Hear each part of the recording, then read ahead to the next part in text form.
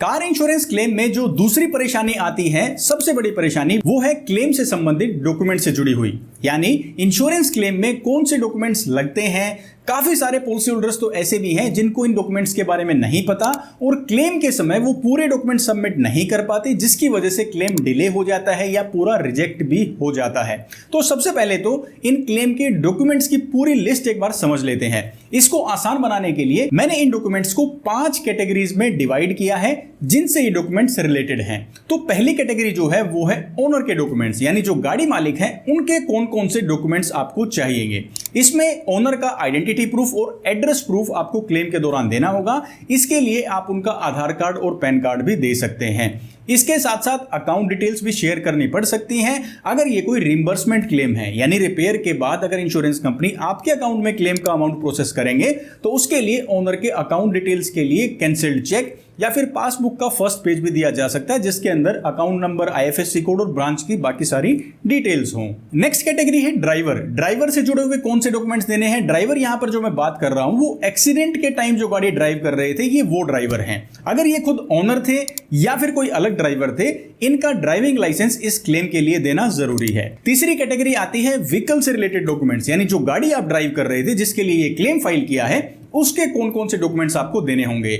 उसमें है व्हीकल का रजिस्ट्रेशन सर्टिफिकेट यानी कि आरसी, इंश्योरेंस की कॉपी और साथ में पीयूसीसी यानी पोल्यूशन अंडर कंट्रोल सर्टिफिकेट भी आपको सबमिट करवाना होगा। फोर्थ कैटेगरी आती है दोस्तों इस क्लेम यानी इस एक्सीडेंट से रिलेटेड जो भी डॉक्यूमेंट्स हैं, लीगल डॉक्यूमेंट्स हैं, वो भी आपको सबमिट करने होंगे।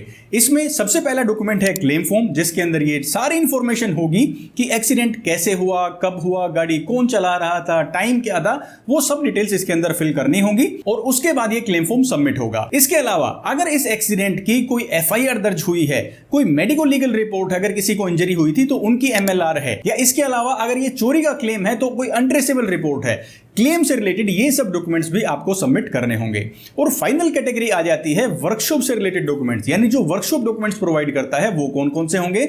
इसमें आपकी गाड़ी का रिपेयर एस्टिमेट, यानी गाड़ी कितने रुपए में ठीक हो सकती है, और रिपेयर का फाइनल इनवॉइस और एक्चुअली कितने रुपए लगे हैं, किस पार्ट के, किस लेबर के, किस हेड के अंडर कितने पैसे लगे हैं, वो सारी डिटेल के डॉक्यूमेंट्स भी वर्कशॉप को देने होंगे। अब डॉक्यूमेंट्स की कंप्लीट लिस्ट तो आपने समझ ली। अब इससे रिलेटेड 2 बातों का आपको बहुत खास ख्याल रखना है। सबसे पहली बात तो ये कि ये सारे डॉक्यूमेंट्स टाइमली आपको सबमिट कर देने हैं, और दूसरी बात, आपकी तरफ से अगर डॉक्यूमेंट्स चले जाते हैं तो इसका मतलब ये नहीं है कि इंश्योरेंस कंपनी के पास पहुंच गए हैं।